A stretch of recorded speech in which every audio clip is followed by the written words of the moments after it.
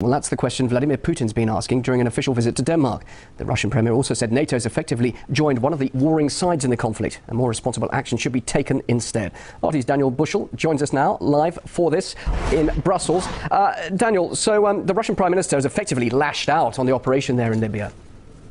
Yes, he's made the speech in Denmark and he was very angry. He says that Gaddafi is not the best person in the world. Sure, he's made many mistakes, done many bad things, but that does not give the coalition the right to bomb indiscriminately. His words were that they are bombing Gaddafi's palaces in Tripoli every night. Now, coalition said that their plan was not to get rid of Gaddafi. So his question was, Mr. Putin's question was, why are the coalition forces obviously making this effort to go after Colonel Gaddafi himself? Now, we also heard that the experts here in Brussels have confirmed that there is bombing going on by the coalition forces, which is not being covered by the media here in the European Union. Mr. Putin added that oil was a key interest for the Western powers, for the European powers who have gone into Libya, that they want to get rid of Gaddafi and install people who are more favourable to the European Union so that European companies can control the oil reserves. Let's have a listen to exactly what Mr. Putin had to say.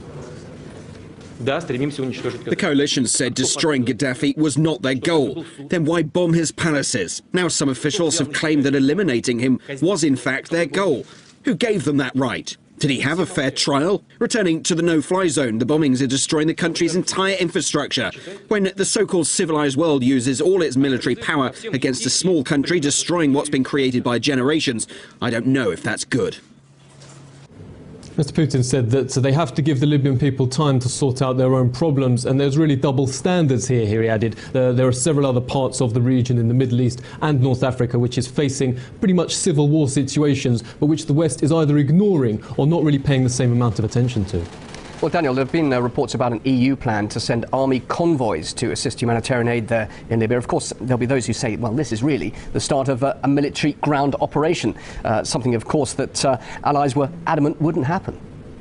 Yeah, absolutely. I heard these rumours for the first time a few weeks ago that the EU plans to send up to 1,000 troops under the guise of so-called humanitarian aid. Russia fears that this will be used to plan an invasion and to carry out an invasion of Libya on the pretext of supporting humanitarian aid to the Libyan people. The draft plan is called U4Libya. It's supported by the 27 member states of the European Union, prepared by them, and it provides for ground troops, in fact, to be deployed by the Western coalition.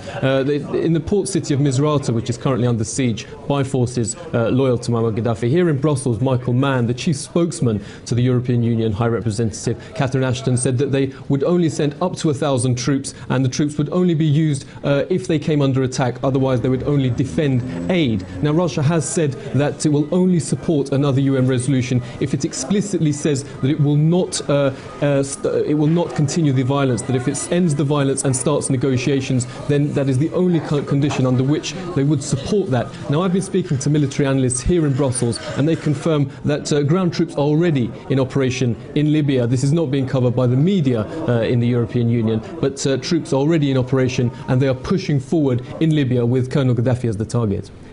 Daniel, thanks very much indeed for that. That's Daniel Bushell live there in Brussels.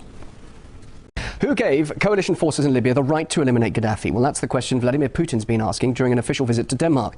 The Russian premier also said NATO's effectively joined one of the warring sides in the conflict, and more responsible action should be taken instead. RT's Daniel Bushell joins us now live for this in Brussels. Daniel, so the Russian Prime Minister has effectively lashed out on the operation there in Libya.